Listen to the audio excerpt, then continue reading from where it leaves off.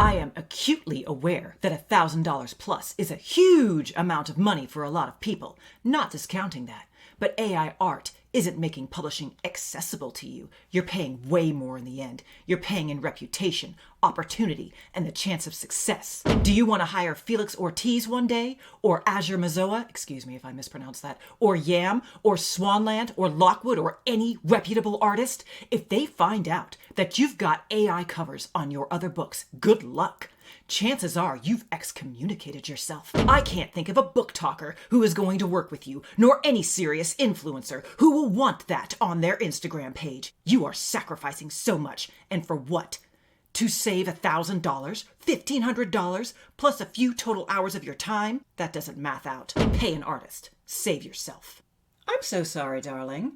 It sounded to me like you, a professional with industry contacts, was threatening to blackball independent authors for ever having used AI covers.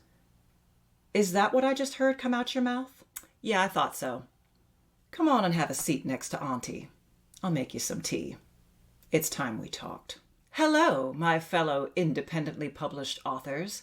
You brave souls who took one look at the traditional publishing apparatus, we'll call it, and said, no thank you to all of that.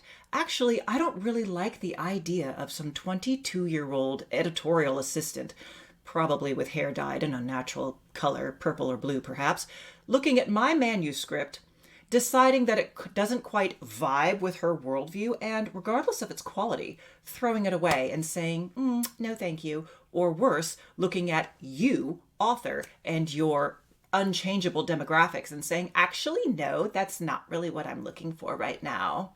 You looked at that and you said, no, I'm going to make my own way. I'm not going to tolerate these gatekeeping people. I'm going to go directly to the readers who I know will like my book. And then there's this whole community around you, and they're there to support you because they're doing the same thing. Authors, artists, audiobook narrators, all of these people are in the same boat as you. They want to go directly to the readers and skip the gatekeepers. But then a funny thing happened. People started getting successful. People started getting the idea that because they were successful that, hey, look at me. I'm the captain now. That they get to set some rules. This last week on Twitter, we had the obscene spectacle of an author and publisher presuming to tell authors, many of whom make less than $5 a month in royalties from their books, what they are required to do to earn his seal of approval. And if you run afoul of that seal of approval, well, he just might have a talk with literally all of the influencers that he knows and make sure even if you start taking off as an author, well, you're just not going to have access to certain things because he says so and he makes the rules around here. Apparently. Let's go through exactly what he said. All of it. Authors using AI art on your covers. You're cutting off your own leg. I'm not even talking about the accusations of thief that you're going to get. Let's set that aside. I'm talking about the price you're paying in reputation and marketability to save maybe $1,000. Pause, mother. My artist doesn't use AI. He uses stock photography. And of course, those photographers are paid for the photos that he uses, as it should be. No cover has ever cost me $1,000. Ever. The majority of authors don't pay $1,000. Quick question, if we're only paying $350 for all of our book covers combined, because our artist lives in a low cost of living country, hypothetically, do we get blackballed for that too? Are we stealing work from American artists? I just want to know, what the rules are. Since you set them, let's continue. First, there's a straightforward one you should be aware of. There are a lot of people who will pass over books with AI covers on principle. 99% of artists out there, and there are a lot, and their friends and family. Most authors and many of their readers who are made aware of how they feel. Anyone who thinks that AI is lazy and shoddy work, and anyone who sees the imperfections in an AI cover and loses interest because of it. So there's a not insignificant portion of the market you are cutting yourself out of right there. Before we continue, this is unambiguously true. I posted my most recent Substack on Facebook. The image I used to advertise the Substack article was an AI image because I'm so sorry. Are you going to tell me there's stock footage with this particular feel to it? No, sir, there's not. So I used an AI image. In no world would I have been paying an artist to create this for me for a social media post. But if you look down at the comments, some jackass who did not click and read the article wanted to tell me all about, oh, using AI art. Shut up. Just shut up. He's not going to click on the article. He's not going to buy your book anyway, because this guy doesn't do anything with his day except scroll social media and complain. That's who he is, and that's not your customer. Let's continue. Second is your reputation. Going along with the above, 99% of the authors I know do not want to be associated with AI, whether that be art on the cover or text in the book. You won't catch us using it, and you won't catch us making buddy-buddy with people who use it. First of all, the text of the book using AI and the cover using AI are not the same thing. Do not conflate them at all, you disingenuous twat. People buy a book for the content of the book. They do not buy a book for the cover. The cover gets them to click. What gets them to love or hate a book is the actual content of the book. So I'm so sorry. AI-generated text is not the same thing for a book purchaser as is an AI image on the cover. This also applies to your reputation among artists. I already read this one, so I'm just going to summarize it. Basically, he's saying you're not allowed to work with the big muckety-mucks in the art world. And if you're a fantasy author, yeah, that's a problem. Because the other artists that he is mentioning here, their work is second to none. And AI cannot replicate this beauty, this style, and the uniqueness of it. He's right. He, yes he is worth $1,000 or more. They deserve every penny of it. And if you're in the genres that they work with, if you have $1,000 or more, yes, it's worth it. Yes. The problem is that not everybody is at that level, and he's disingenuously pretending that we are. But here's the third and most important thing I don't think you're thinking about: your marketability. Having the support of the writing community is almost essential when it comes to getting a book off the ground. The retweets, the newsletter shares, shout-outs, YouTube mentions, etc. 99% of that goes away the moment it becomes public knowledge that you use AI and that you steal from fellow creators in order to try to gain some tiny advantage for yourself. Few authors are going to retweet you. No YouTuber is going to mention your book or cover. Again, he's not entirely wrong there. And that was part of the whole reason I wrote that Substack article with the AI image. Because there are a lot of hysterical lunatics out there who don't understand how LLMs work that will behave like this. They will one-star bomb your book. They will go on a hate campaign. They will follow you to all of your social media accounts and bitch at you because you're stealing. So gather round, my darlings. Let's talk about how LLMs work. First, let's talk about the copying thing, because you're going to throw up all these examples on the screen. Okay, well, look at this. How do you explain this? It's stealing, right? Yes, it is. But it's not the machine who stole it. Let me explain to you how these images get made. A person takes a copyrighted image, loads it up into the LLM, and says, change this 25%, or make the butt bigger, as the whole Fallout thing happened. These are humans stealing copyrighted images. These are humans instructing a machine to make adjustments to that copyrighted image. It is stealing. Yes, it is. And if you're doing this, you are stealing and you are wrong. However, typing in a prompt over and over and over again, using only your words, is not stealing. A machine learning model is exactly the same way as humans learn. So if you sit a pupil down and you give them 4 novels, say they're all by Jane Austen, they read these 4 Jane Austen novels, and then you say, okay, Samantha, write a book. Samantha, having only read these 4 Jane Austen novels, her style, we can assume, will be heavily influenced by Jane Austen. She's creating something original, but it's very similar to Jane Austen. Why? Because that's how she learned to write. A machine learns exactly that same way. They have a much bigger data source, but that, at the end of the day, is how they get made. They are not stealing artists' work. They are learning from artists' work and generating something original based on what they learned. That's how that works. The same as with text, which is why, some of it's passable, but it's not good though, is it? Because it's a machine. It's soulless. It doesn't have creativity. It can only look at a finished product and create other finished product based on what it saw. It has no insight into the creative or tweaking process. It doesn't understand. An additional thing you need to be aware of is that a lot of systems, including the one I use, which is the Microsoft Bing generator, it uses DALL-E 3, but it has a lot of safeguards built into it. Authors who create AI book covers do it for one reason, because they can't afford a book artist. For me, I don't have any difficulty shelling out $350 to my artist for him to make me a custom book cover and social media images. I appreciate his work. I appreciate the way he does visual composition. I have no talent with visual composition. Let it be known. I am not an artist. I suck at it. I can't even make social media images. I have to use templates a lot. It's not my skill. But there are people who do have this composition ability, and they have the patience and the time to sit there and endlessly prompt an AI machine until they get the book cover they want. They have the time to do this. They have the skill to recognize quality when they see it. What they don't have is $350 to give to an artist. They also don't have $1,000 or $1,500 or $3,000 to give you, sir.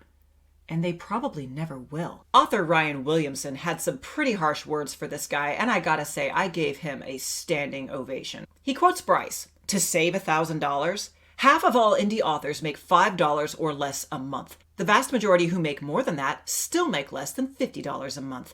Tell me how a $1,000 cover is in any way a smart business decision." Of course, Bryce and his little fanboys had no answer for that. They just kept spurging out, "It's theft! It's theft! Hire a real artist! Have a real artist!" Okay, well, Ryan had an answer for that too, specifically targeting people who could not afford a good artist. You can hire a real artist for next to nothing. Some will even work for free. Why would you even consider using the soulless, flat, vacant shit AI vomits out for your book cover? Y'all see that, right? Y'all see that? Are you going to tell me it's better to go onto Fiverr with the $150 you have to spare and have that abomination made by a real human versus just going and getting AI? Are you going to tell me that? Get the... No, sir. I'm so sorry. The entitlement is what drove me over the edge watching this whole exchange, just like enraptured for a full day on Twitter. How absolutely dare you presume to think that you get to talk to us like that? And what really chapped my ass, artists, you might be kind of mad at me, what I'm about to say. You're probably already mad at me. You're going to get madder. I don't care. What is a book cover? What is the function of a book cover? The function of a book cover is marketing. A book cover, a beautiful, well-drawn book cover says, "Excuse me, I think you might like me. Aren't I pretty?" And then you, book buyer, whether you're in a physical shop or if you're online, you go, "You are pretty. You would look nice on Instagram. Do I like you? Let's find out. I'm so excited. And you pick up that book or you click on it.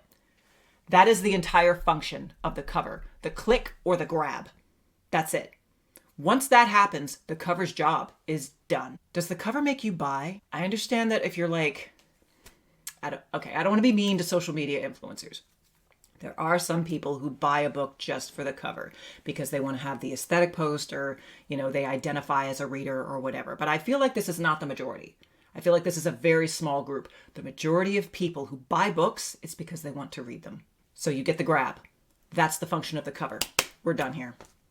What sells the book? Tell me what sells it. You read a lot. What makes you decide to fork over $25 for a hardback or anything from $2.99 to $10.99 for an ebook? What makes you shell that money out? Tell me. It's the blurb, isn't it?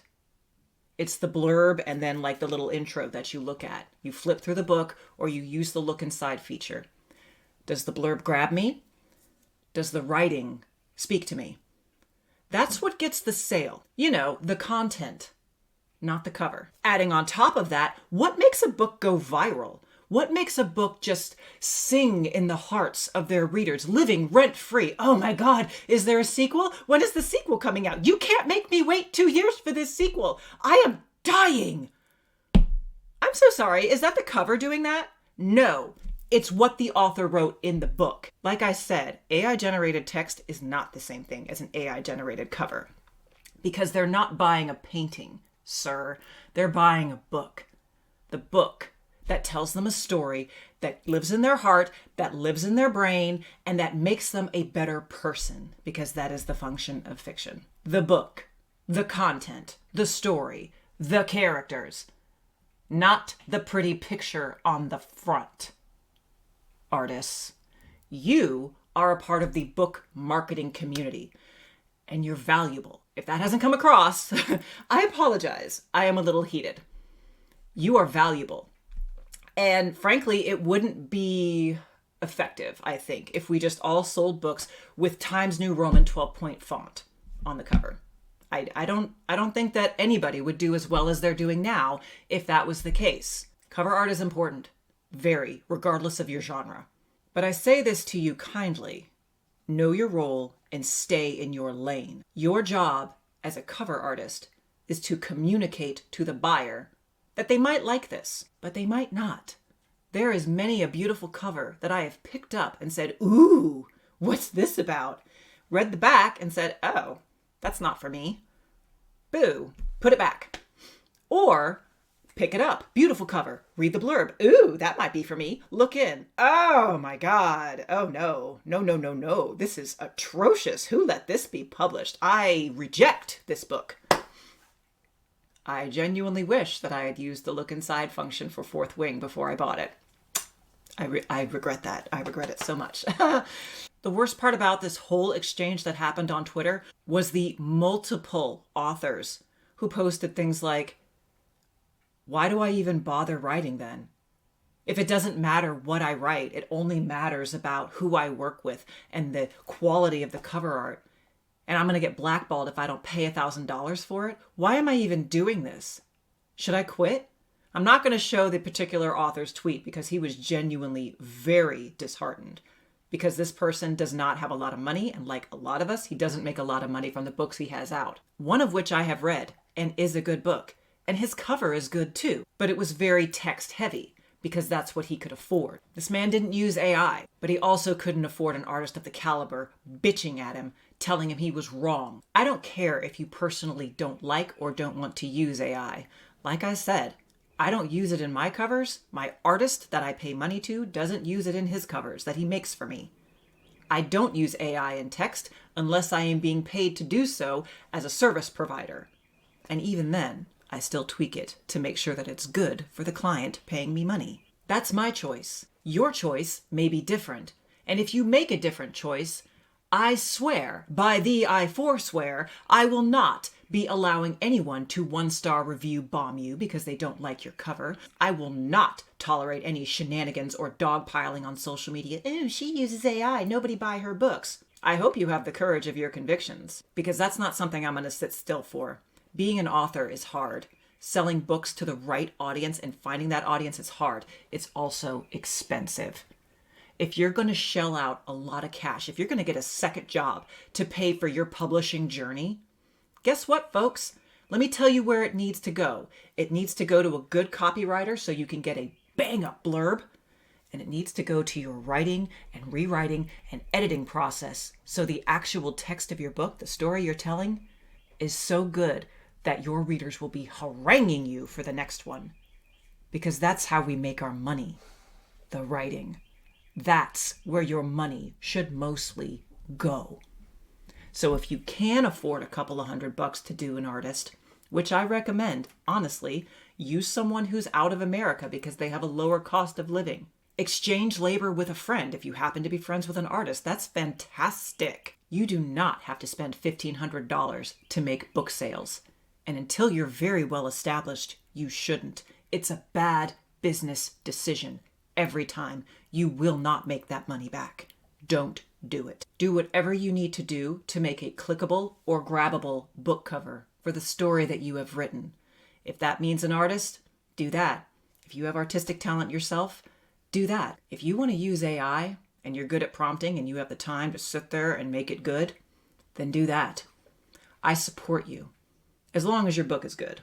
And if it's not, I can help you make it better. And if you want a little more guidance on how to make a good book cover, however you make it, I have another video that you might want to watch about how to make your cover not suck. And then you get to look at my cover journey going from supreme suckitude all the way to less suckitude and hopefully audience appropriateness. And yes, every cover of mine that you will see in that video, they were all made by artists, but they all weren't good. Your cover is good if it makes your audience reach for it. That's it. That's all. Don't overthink it. And don't let shitheads bully you. That's all I have for this week. I'm sure you've got a lot to say. Please tell me in the comments. Please be advised, whatever energy you give me will be matched. Looking forward to it. This concludes your Auntie Talk. I'll see you next time.